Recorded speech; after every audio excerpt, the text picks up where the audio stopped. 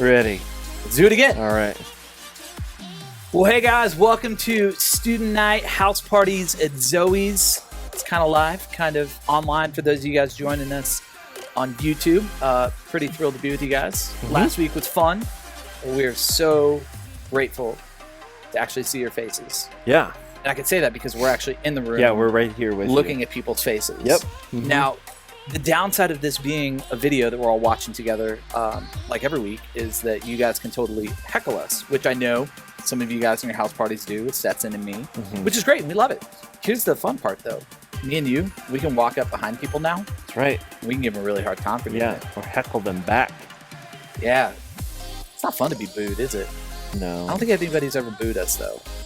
Unless we've made like a bad... I've been booed. You Where? guys have booed me. What'd you get booed for? I don't know. Some unpopular comment. Like, Chipotle's better than Qdoba, which it is. It is. Why would people boo that? Because they think queso is like the great... They're probably booing me right now. Queso's good, but Chipotle has queso. I know. Chipotle's far better, even without queso. Our education system has failed you. Yeah. It's terrible. Yep. Well, guys, we are thrilled to be here. This is kind of our new reality for a little bit. And it's actually kind of cool, too, because we get to bring all the house parties together. We get to do some food. We're talking about potentially doing some dinner up here in the coming weeks for you guys. But tonight, tons of snacks. We got 9 Square. So we're excited. Afterwards, if you guys want to keep hanging out, we do know that Zoe's is open. So just head over to the cafe, get some coffee, get wired, stay up all night. Yeah. Most of you guys do anyways. Absolutely. I mean, Netflix are releasing like a movie a stinking week this whole year. So tons of opportunities. Yep. Well, let's kind of kick it off. We're going to do some slices. Slices. It's kind of like Fruit Ninja. Yeah, we can't do that one again, can we? Yeah. This is take 2. This is take 2. We'd gotten like halfway through this whole thing, and then we realized it was being filmed in slow-mo. Yeah. So our voices were normal. The video was slow, so it would have looked like one of those old Japanese kung fu movies that have been dubbed pretty terribly. Yeah, you would have hated it. It would have been really bad. Yeah. So my slice is this. When you slap someone, you're converting, or you're transferring energy from your hand into whatever it is that you're slapping. And energy produces heat, if you haven't learned this yet. So it's like when you get slapped in the face, it stings. That's and it kind of burns a little bit. Yeah. That's happened. So scientists had the question, how hard would you need to slap a chicken to fully cook it? And so they actually did the math on this, and they found out that you would have to slap a chicken at 3,725 miles per hour. But the problem is it would liquefy the chicken. 3,700? That's so fast. It's really fast. That's like a rocket ship flying into it. Yes. And because we as humans are incapable of slapping that fast, the second question was, how many times would you need to slap a chicken with normal human strength to fully cook the chicken? Who's paying for this? Probably the government. This just seems like such a waste of money when you have an oven. The government or YouTube. And the answer is you would have to slap a chicken 23,034 times to get it up to 165 degrees to eat it. So 23,000 normal slaps to be able to cook one piece of chicken from, is it like a frozen state or a cold state? Well, for the 23,000, it's a frozen state. That's a frozen chicken. So if I pulled a frozen piece of chicken out and just began slapping it. Yep. 23,000 times. It would theoretically be cooked by the end of it. People on YouTube have made slapping machines and have set it up to slap a chicken this many times. But it just like beats the chicken to pieces. How long does it take to slap a chicken 23,000 times? I don't know. Because if you do like one a second, you're looking at 60 times a minute. That's 360 times an hour. Yeah. You're looking at 15 minutes. I'm just kidding. I don't care. But like if you did it outside, like the thing would thaw on its own by the time you could ever. Sure. Yeah. I don't know. There's videos out there. Look it up. They're pretty awesome. I feel like the money that was invested in that experiment from the government would have been much better used buying us that 14-foot tall David Hasselhoff statue. Let's not talk about that again. I'm just saying. That would have been a much better investment that would have brought much more joy than eating slap chicken. Everyone, if you're at Zoe's right now, raise your hand if you know who David Hasselhoff is. I guarantee you're looking at 10% of the hands raised. Well, they should all know now because we talked about it last week. We But literally they showed still, the picture. outside of the information that you gave, I don't think anyone knows who David Interesting Hasselhoff fact, is. the bid that somebody had made for that We're statue. not talking about I David checked this Hasselhoff morning. more this They week. got rid of the bid. The bid is gone. So it's still up for grabs. Okay, great. What is your slice? So have you ever heard of Beaverton, Oregon? I heard about it the first time we did this take. Okay. It's a little bit it's a little bit harder. Okay, so Beaverton, Oregon, there was a mom, and maybe you guys have experienced something like this before. She took her 4-year-old son to go to the store. Now, if you've got parents, sometimes you know, like going to a store with your parents can be kind of a stressful event for them because when you're a little kid, especially if you're like 4 or 5 years old, when you go in a store, especially when you get up to the register, everything you see there is something you want to buy. Yeah. And most kids, you've probably seen the videos on YouTube, they tend to throw some pretty ridiculous fits Absolutely. when they don't get what they want, which is super comical when you're not the parent. But when you're the parent, it is an absolute nightmare. It's terrible. It's very terrible. So this mom, she thought to herself, you know what? I'm going to leave my son in the car. I'm going to let the car stay running. I'm going to run in. I only got to get a couple quick things. I can kind of see from inside the store because it's got all these glass windows. And so she goes in there thinking to herself, what is the worst thing that could possibly happen? Well, apparently, the worst possible thing that could happen is having somebody steal your car with your 4-year-old son within it. That would be bad. That would be very bad. So that's only a part of the slice. This mom is inside. The workers see what's happening. They run outside. The mom runs outside. And she sees her car going down the street. And then something happens she didn't expect. This car that was stolen with her 4-year-old son in the back pulls into a parking lot, turns around, and comes back to the store. And the guy tells the mom, the guy who stole the car, says, come over here. I need to talk to you. Good. And she's like, what on earth is happening? This guy just stole my car with my son in it. Now he wants to talk to me. And this carjacker who just committed a felony, probably actually multiple felonies because kidnapping is on it. He then begins to scold this mom and to tell her what a terrible person she is. Never mind the fact that he just stole the car and kidnapped her son. He's saying you should never leave your kid in the car. This is terrible. Do you know the kind of things that could happen if you leave your son in the car? She's probably thinking to herself like, yeah, this is one of them. This is exactly what could happen. And then the guy looks at her and says, I need you to get your son out of the car.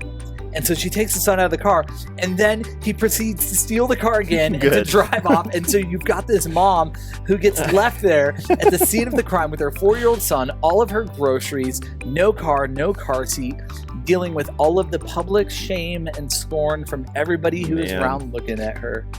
That is a bad day. That's a bad day. I mean, the bad day got better because her son got brought back, but it's like being shamed and torn apart by a carjacker who just stole your car and being told what a terrible mother you are by the guy who probably had a terrible mother. Sure. It's likely. Anywho, yeah, that'd be a bad day. Those were good slices. Good slices. If you have any slices, even if you would want to like come on here and share the slice, we would love to learn of these slices. Just like things from the news, weird information like how many slaps to cook a chicken, stuff like that. Yeah, and we're doing this because there's so much bad news in this world. We just want to focus on some of the good stuff that brings us joy, the stuff that brings you joy. So if you got them, let us know. We'd love to talk about it. So, hey, we're going to transition now into our time of teaching. And as we kind of talked about last week, teaching is maybe kind of an overstatement as to what this time is. It's actually much more going to be a conversation that Stetson and I have as we've been wrestling with some stuff that hopefully sets up the conversations you guys are going to be having here in a few minutes when you guys break out into your house parties. And so last week we kind of set up this whole series. We're going to be spending the next weeks talking about these things called the 10 Commandments, which should be pretty fun. Now, let me ask you guys, what is your reaction when you typically hear the word command, rule, law, I don't know, restriction, whatever? Is it good or is it bad? Bad. And why is it bad? It feels really restrictive. Yeah. Just like you can't tell me what to do. Yeah. I was thinking about my kids the other day. This last year we'd gotten all of our kids iPads. And it's not because we're just lazy and want to give them screen time. Like, there's actually some really good games that they've been able to play on there, like Roblox. They even play Minecraft, which is cool. I don't know how Minecraft works, but apparently they do. They FaceTime cousins. And so we wanted to give them iPads to kind of help them connect to a broader world, education, all that kind of stuff, be redemptive with some of those things beyond just YouTube videos. Well, our kids over the course of the summer and even over the course of this last winter break, we let them have them in their beds because we just kind of made the assumption like, hey, they'll fall asleep. They're playing together. It's going to be good.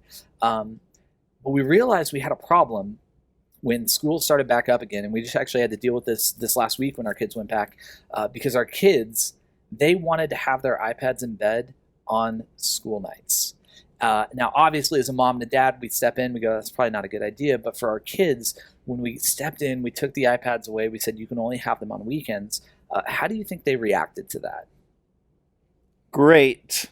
And if by great you mean terrible, then you are absolutely correct. That's what I meant. They threw fits. They cried. They couldn't understand in their little, 4, 6, 8, 10-year-old minds, however old my kids, I got too many kids, I can't even remember their ages, but they couldn't understand why they couldn't do this thing that they wanted to do. Because for them, it was fun to play games. For them, it was fun to talk to cousins. For them, it was fun to watch Fuller House for the 20th time. But as a parent, we knew that them staying up until 2 a.m. being on their iPads wasn't a good thing. Because it meant that they were going to be tired the next day at school. It meant that they weren't going to be able to pay attention in class. They weren't going to learn what they needed to learn, which meant that it might be hard for them in their academic careers as they got older. And so we knew the loving thing to do in this situation was to step in and to take the iPads away and to actually have some rules, even though our kids wouldn't understand the rules were good for them.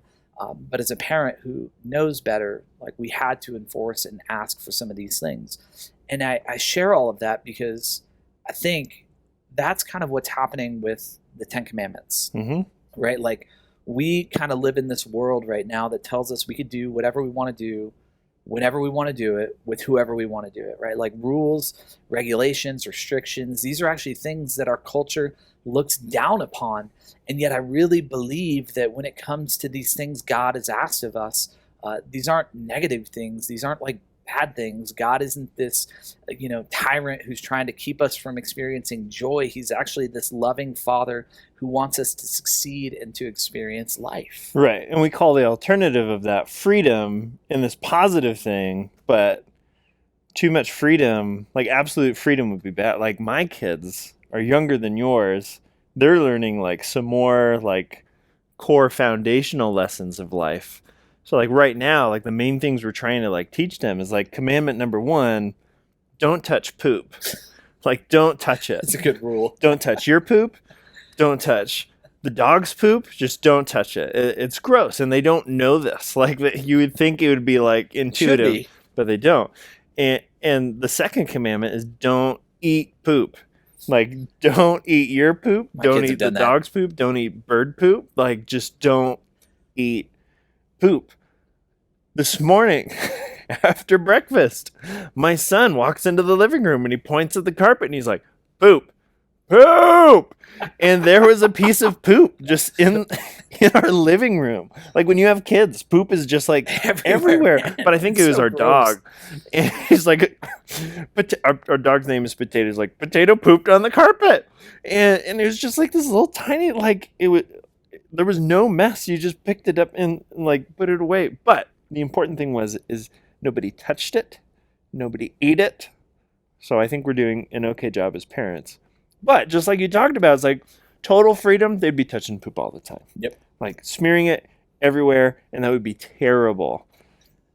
So like, it is terrible. I've had to live through that with 3 of my kids. Yeah. So as their father, like, I'm trying to teach them, is like, don't do this. Please don't do this. It is a commandment. It's not an option. Like, don't touch it. And the thing that like your kids, my kids are going to learn as they get older is that those things that probably felt like pretty oppressive and restrictive when you were younger because you didn't fully understand it, they actually become these things that bring you great joy as you get older. Because you start to gain a little perspective. And I know that when it comes to the 10 Commandments, like, that's been my journey. When I was younger, reacted kind of negatively against them. Don't tell me what to do. I want to do what I want to do. But now I look back and I'm like, man, like, these are really life-giving and good things. And so we're excited to process this with you guys, to talk through it. So Stetson, why don't you introduce us to the first command? Yeah. So the first commandment is that you shouldn't have any gods before God himself. I'll actually read you the verse. This is in Exodus 20, verse 3. It says, "You shall have no other gods before me." And verse 4, he goes in to say, "You shall not make for yourself a carved image or any likeness of anything that is anywhere." Basically, it's like, don't worship idols. Like, I am the only God, and you should see me as God. Like, this is commandment number one. Yeah, and we're going to definitely talk about idols next week because that'd be command 2, but like it is all rooted. In fact, actually, all of the 10 commandments flow out of this first one. Mm-hmm. Now, you might be asking yourself, like, why does God have to say this, right? Why does God have to look at his people and say, no other gods before me? And like anything in Scripture, whenever we find something, it's really important to understand some of the context behind it, some of the story behind it. So, Setson, why don't you kind of set the scene a little bit of everything that had maybe happened for the previous 430 years that led up to this moment of the people of God being in the wilderness, God speaking, giving them these commands. Yeah, so there's a group of people called the Israelites. There's Israelites today. They live in Israel. And for just over 400 years, they were slaves in Egypt. And for 4 centuries, they were told every single day what to do. Like from sunup to sundown, their entire life was structured and they were told what to do. And then, through a series of pretty incredible events, God uses this dude named Moses, they called him Moshe, to free the people of Israel from Egypt. And that's a whole other story, but eventually they escape Israel. And for the first time in 400 years, there's nobody telling them what to do. And that makes me think of my kids because it's like, oh my gosh, like this is bad. Like when you've had people who for 400 centuries have been told what to do, all of a sudden, like there's no one telling you what to do. Like I know how I would act. Like have you ever watched The Walking Dead? Yeah, It's basically like that. It's just absolutely. like a lawless land. Like people can do whatever they want, and like there's no law enforcement, there's no police, there's no government, there's no anything, and I bet you some pretty bad things started happening pretty quickly. Yeah, well, and they did. You could actually read about it, right? They started worshiping the golden calf and all kinds of shady things. And I think what makes this a little more interesting as well too is the Egyptians, right? This place that the Israelites lived. This was like a society and a culture in which they actually had a lot of different gods, right? There was the god of water, there was the god of blood, there was the god of war, right? Like all of these different gods, Ra, the sun god. Yep. And it was believed that Pharaoh, and he was kind of like the royalty of Egypt, he was the head of the whole nation. They believed that Pharaoh himself was actually a god, and that Pharaoh was on this planet to enforce the will of the gods. And so you've got these people of God, right? And you can even read further back into Genesis, like they had been called, like God had said, I set you apart for something. They had been living entire generations, never knowing anything other than this oppressive God who was over them, named Pharaoh, who was telling them what to do, who was forcing them to build bricks, who was killing their children, who was stealing their daughters, right? Like this was a terrible existence for them. And the saddest part is that up until they were freed, up until Moses showed up, they actually probably began to believe that Pharaoh was as powerful as Pharaoh thought he was. Absolutely. Right? Because they saw what Pharaoh could do.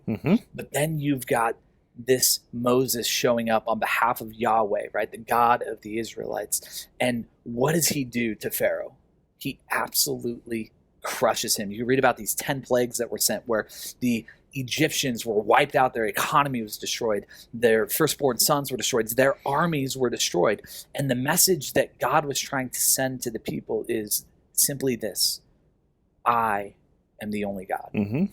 This guy may think he's powerful, but look at what I just did to him. And I didn't even have to lift a finger to do that. And this is really, really, really important. Read verse 1 of chapter 20, because this is pretty important too. It says, and God spoke all these words, saying, and then verse 2. I am the Lord your God, who brought you out of the land of Egypt. Right there. You see, before God ever speaks this first command to have no gods before him, he reminds them of what he did for them. He is the compassionate God who doesn't oppress.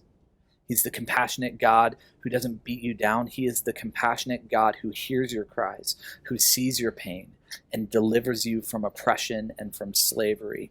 And because this is who he is fundamentally, he is a loving, caring, compassionate Father. He needs to be the one who is at the center of our lives. He needs to be the one that we worship. He needs to be the God who is before any other supposed God like Pharaoh. And that's important. Yeah. But for us, in our context, there's not this oppressive ruler who has enslaved us. So it kind of feels like this option of like, okay, I could be free or I could follow God. But that's not the case at all, is it? No. I don't think so. Because like the whole thing of like, you shouldn't have any other gods before me.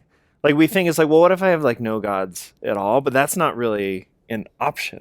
Well, it's not. I mean, think about it. Like, we are all people who have been created to worship. Nowadays there are like these movements of atheism and agnosticism, right? Atheism says like there is no God. Agnosticism would say, well, I don't really know if there's a God or if there's not a God, so I'm just not really going to believe anything because I'm uncertain. But the reality is we're all still choosing to give our allegiance to something. For some of us, it's Christianity, right? We believe that God is who he says he is, that Jesus is who he says he is, so we do that. Other people, it's another religion. Other people, it's science. Other people, it's themselves. Or money, right? There are all these things that we could give our lives to. And the problem is that I firmly believe everything we give our life to outside of Jesus, everything we give our life to outside of the God of the Bible is going to leave us more enslaved than we were at the beginning. Absolutely. Like it's not a choice between slavery or freedom. It's a choice of like, okay, who would you rather have as your master?